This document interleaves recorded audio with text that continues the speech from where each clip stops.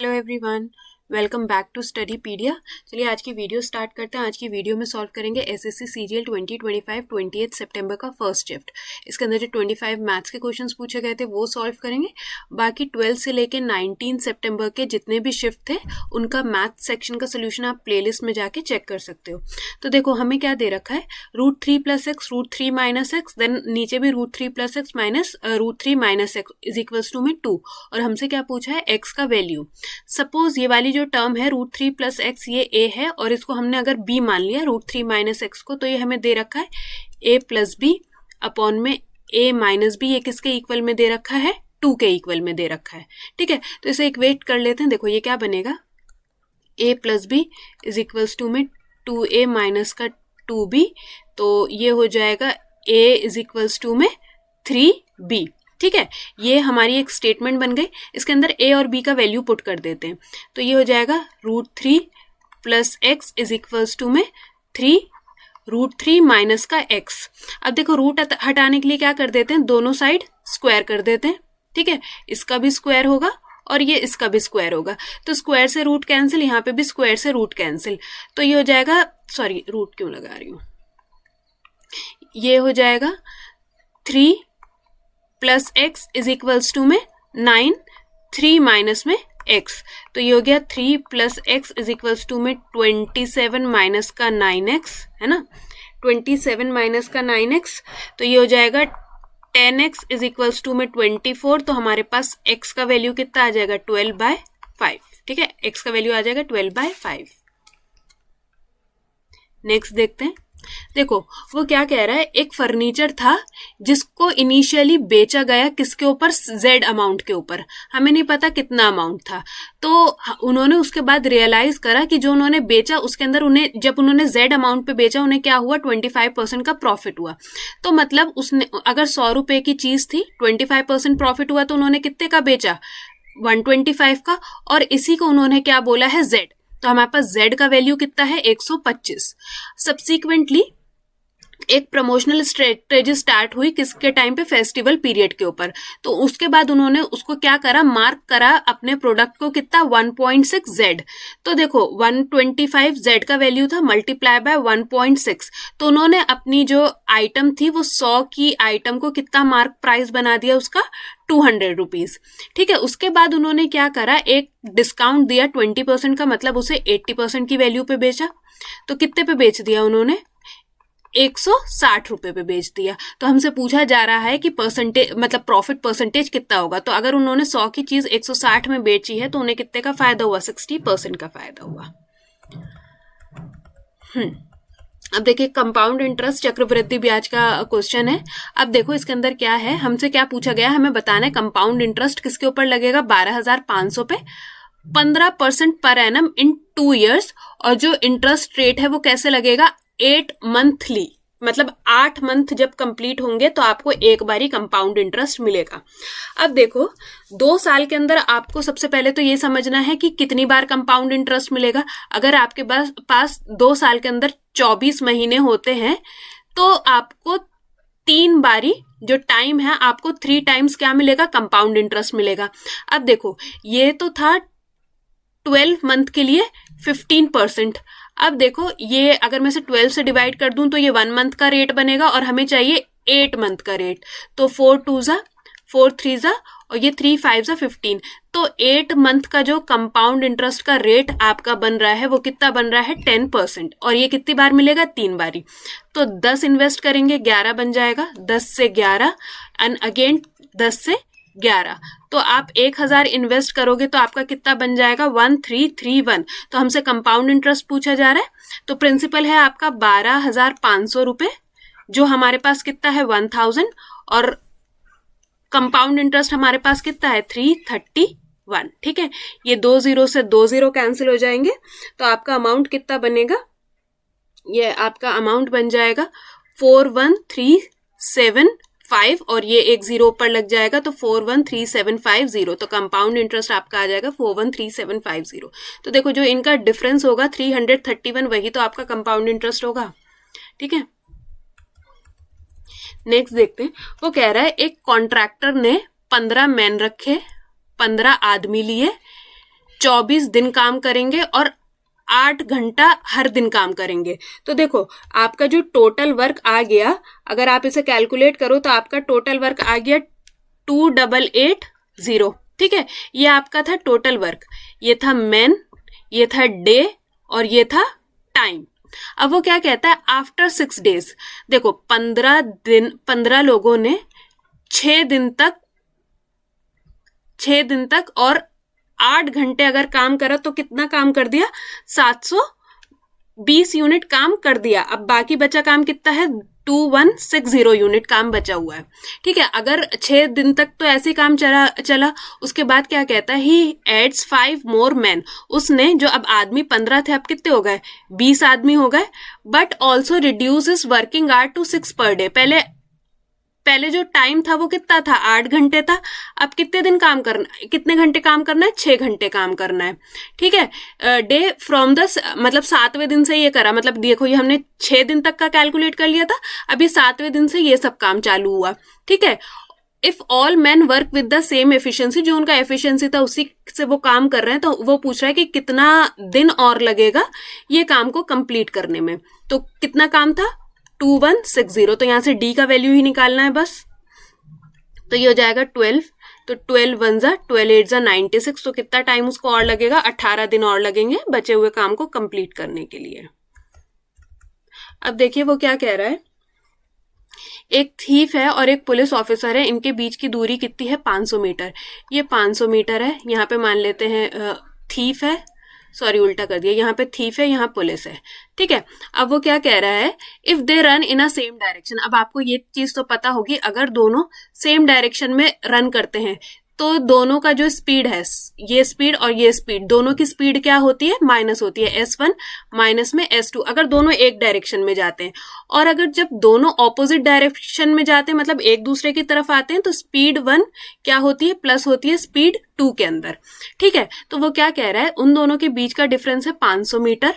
If they run in a same direction, ठीक है, अगर वो दोनों सेम डायरेक्शन में जा रहे हैं तो पुलिस माइनस थीफ, ठीक है ना, पुलिस माइनस थीफ होगी, तो वो उसे कितनी देर में पकड़ रहा है, 10 मिनट के अंदर पकड़ रहा है।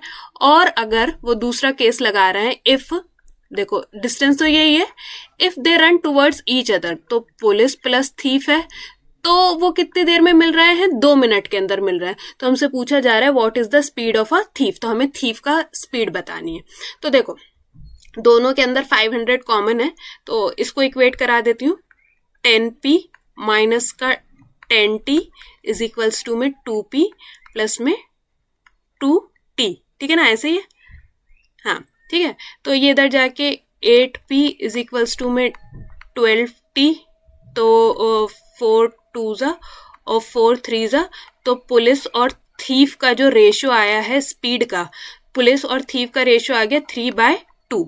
अब मैं फर्स्ट वाले के अंदर ही पुट कर देती हूँ, 500 इज इक्वल्स टू में पुलिस और थीफ, तो ये बच जाएगा खाली यहाँ पे x इज इक्वल्स टू में 10, तो x का वैल्यू मेरे पास कितना आ गया 50, और हमसे किसकी स्पीड पूछी गई है, थीफ, तो थीफ का 2 यूनिट, तो मल्टीप्लाई बाय 2, तो थीफ की स्पीड कितनी आ गई, 100 मीटर पर मिनट।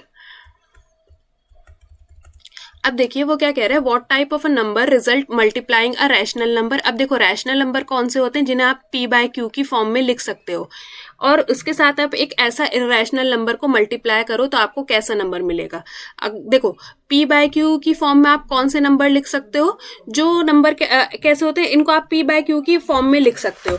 अगर आप इन्हें डिवाइड करो, या तो वो आखिर में जाके देखो ऐसे हो जाएगा 1.25 खत्म हो गया, या 1.3333 चलते ही जाएंगे, ठीक है। और इरेशनल नंबर कौन से होते हैं, ये होते हैं √3 √2, मतलब ये जब चलते हैं तो देखो ये तो या तो ये रिपीट हो रहे हैं, ठीक है, और या फिर ये क्या हो रहा है, एक टाइम के बाद एंड हो रहा है। और इरेशनल नंबर कौन से होते हैं, जो ऐसे चलते हैं 2 4 5 6 7 8 1 5, मतलब ये नॉन टर्मिनेटिंग होते हैं और नॉन रिपीटिंग होते हैं, कि ना तो ये टर्मिनेट होंगे ना ये दोबारा से रिपीट होंगे। तो देखो जब भी आप एक रैशनल नंबर को एक इरेशनल के साथ मल्टीप्लाई करते हो तो इसका रिजल्ट क्या होता है, या तो आपको कभी रैशनल नंबर मिलता है, कभी आपको इरेशनल नंबर मिलता है, ठीक है। तो चलिए नेक्स्ट देखते हैं। वो कह रहा है 3 मेटेलिक स्फेयर थे, 3 स्फेयर थे। अब स्फेयर का वॉल्यूम का क्या फॉर्मूला होता है, 4/3 पाई आर का क्यूब। इनको मेल्ट करा गया है और उसके बाद क्या करा, एक सिंगल सॉलिड स्फेयर बनाया गया है, तो हमसे उसका रेडियस पूछा गया है। तो देखो 4/3 पाई, अगर मैं ये कॉमन ले लूं तो अंदर क्या रह जाएगा, आर का क्यूब प्लस में आर का क्यूब प्लस में आर का क्यूब। अगर आप 3 बारी ये लिखोगे, मतलब फॉर्मूला 3 बारी लिखोगे और 4/3 पाई निकाल लोगे तो बस यही बचेगा अंदर। तो इसका 9 + 64 + 25 ये हो जाएगा 216 इज इक्वल्स टू 4/3 पाई, और जो नया वाला स्फेयर बनाया है उसका आर का क्यूब, तो ये कैंसिल हो गया, तो हमारे पास रेडियस कितना आ जाएगा, 6। ठीक है। अब देखिए नेक्स्ट क्वेश्चन, वो कह रहा है एक कार है जो चलती है कितनी, 18.4 किलोमीटर, 18.4 किलोमीटर चलती है, और टोटल उसको जो पेट्रोल लगता है वो 2.5 लीटर का पेट्रोल लगता है। तो हमसे पूछा जा रहा है कि उसकी माइलेज क्या है, हर किलोमीटर पे उसने कितना पेट्रोल यूज करा। अब देखो डेसिमल से डेसिमल कैंसिल हो जाएगा, तो 25 1 जा 25 7 जा 175.9 बचेगा, 25 3 जा 75, तो 7.3 एक ही जगह है, यही लेंगे। नेक्स्ट क्वेश्चन देखते हैं, वो कहता है इन अ 3-वे जॉइंट वेंचर, मतलब उसके अंदर क्या है, त्रिपक्षीय संयुक्त उद्यम है, उसके अंदर निवेश, देखो अब वो क्या कह रहा है कि मतलब 3 इन्वेस्टर है, जो फर्स्ट इन्वेस्टर है वो क्या कंट्रीब्यूट करता है, कैपिटल। ठीक है, जो फर्स्ट कंट्रीब्यूटर था उसने सिर्फ कैपिटल को क्या करा है, कंट्रीब्यूट करा है, वो सिर्फ पैसा लाया है। जो सेकंड था उसने क्या करा है, टाइम दिया है और स्ट्रेटेजी, मतलब वो प्लान करा है उसने कि बिजनेस कैसे रन करेगा। और जो तीसरा इन्वेस्टर था उसने क्या करा है, सप्लाईज दिए हैं। ठीक है, तो किस रेशियो में उन्होंने दिया है, 3:2 की रेशियो में। और उसके बाद क्या कह रहा है कि आखिरी साल के अंदर उसको कितने का फायदा हुआ, 1,40,000 का। ठीक है, तो हमसे क्या पूछा गया, how much should the strategist, जो सेकंड पार्टनर था उसे कितना मिलेगा। तो सेकंड पार्टनर का रेशियो कितना है, 2। ठीक है, तो सम ऑफ द रेशियोज कितना है, 7 × 2, 7 2 जा 14, 2 2 जा 4, तो जो सेकंड वाला पार्टनर था उसे कितना मिलेगा, 40,000 मिलेगा।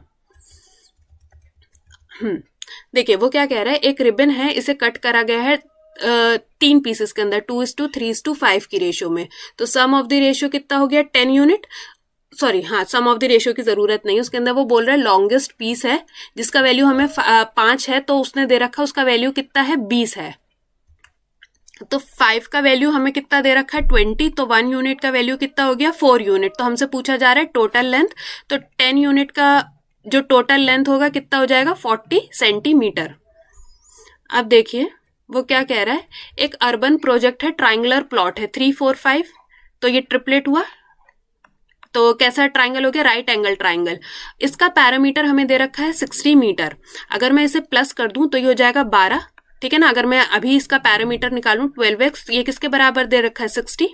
ठीक है ना, तो 12 5 जा 60, एक्स का वैल्यू कितना आ गया, 5। तो हमसे पूछा जा रहा है एरिया। एरिया को क्या होता है, राइट एंगल ट्राइंगल का हाफ इनटू में बेस इनटू में हाइट। आज ये इतना फ्लक्चुएट क्यों हो रहा है, जस्ट अ सेकेंड।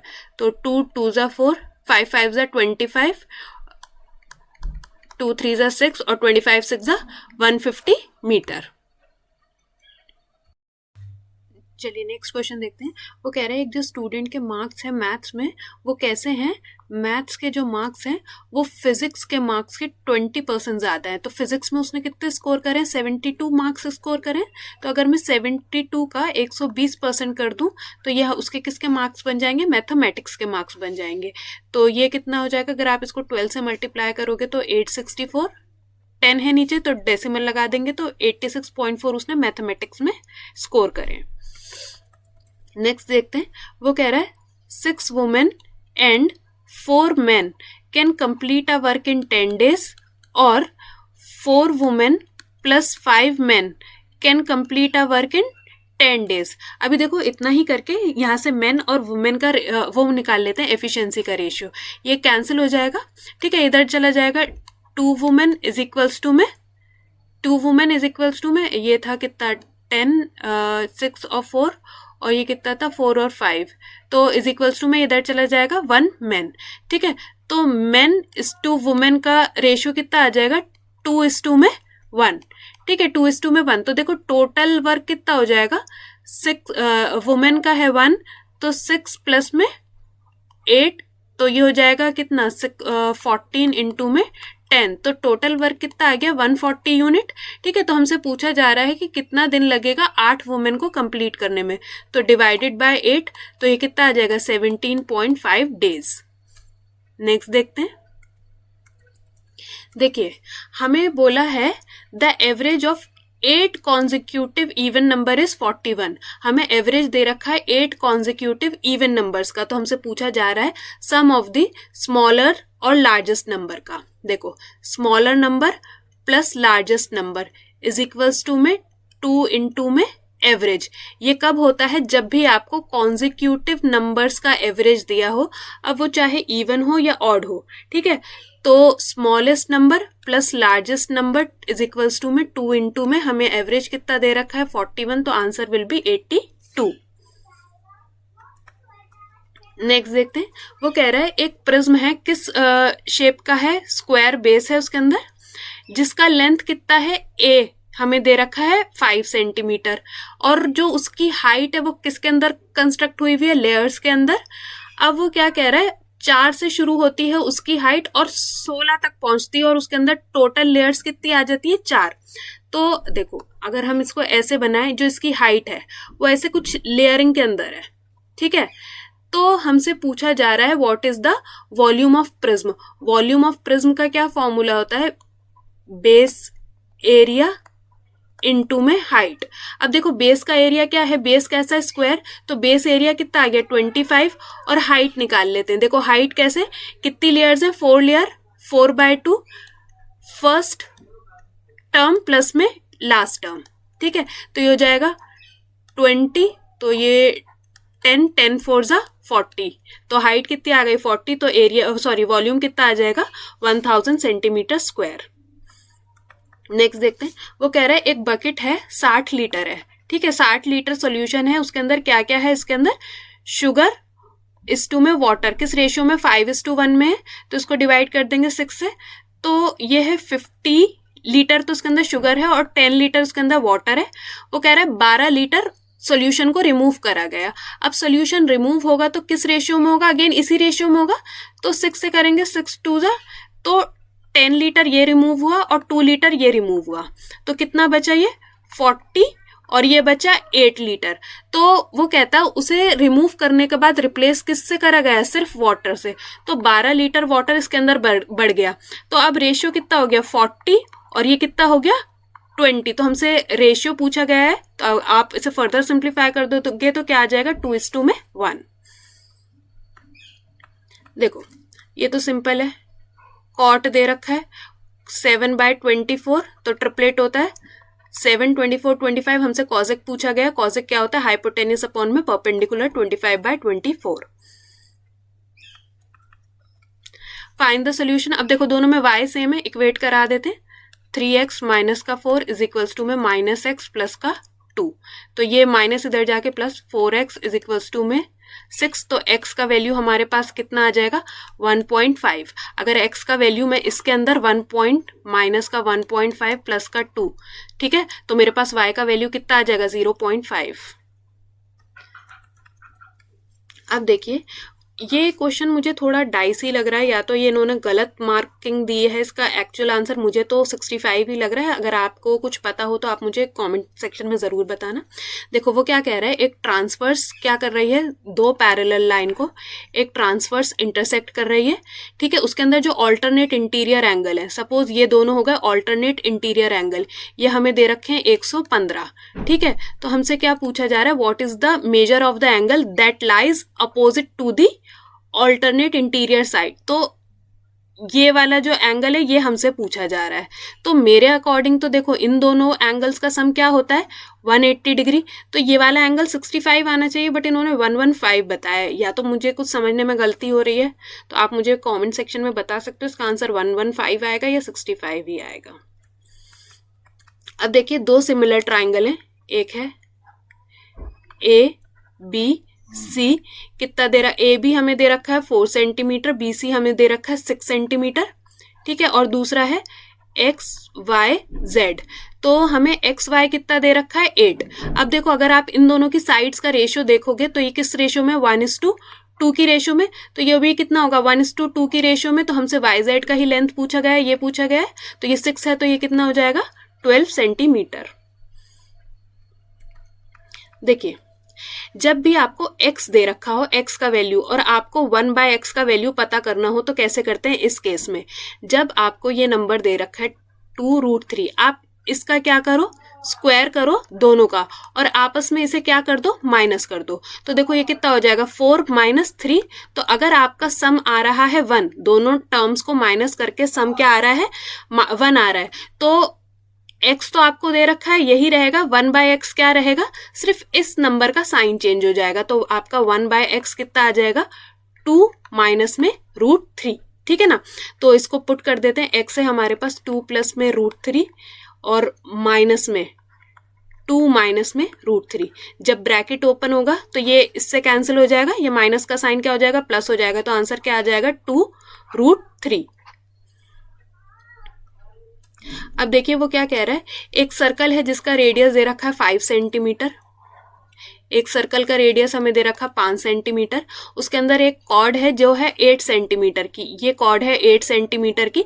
तो हमें क्या बताना है इसके अंदर, डिस्टेंस फ्रॉम द सेंटर, ये बताना है हमें क्या होगा। तो देखो जब भी सेंटर से परपेंडिकुलर डिस्टेंस बनता है कॉर्ड पे, तो वो कितने, दोनों इक्वल पार्ट में डिवाइड हो जाती है, 8 थी तो ये 4 4, तो यहाँ क्या हो जाएगा 3, ट्रिपलेट होता है 3 4 5। देखिए इस वाले शिफ्ट के अंदर मेरे पास 2 क्वेश्चन कम है, 23 क्वेश्चन ही हैं।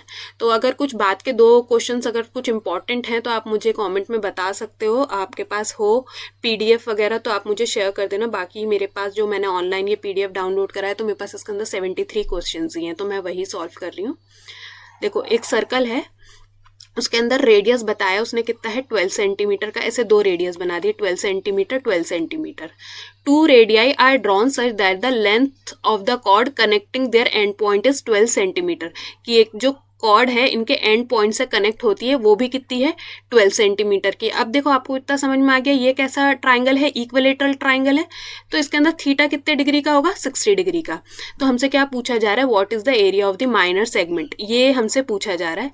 तो अगेन इसके अंदर क्या करेंगे, एरिया ऑफ सेक्टर में से क्या माइनस करेंगे, एरिया ऑफ ट्राइंगल।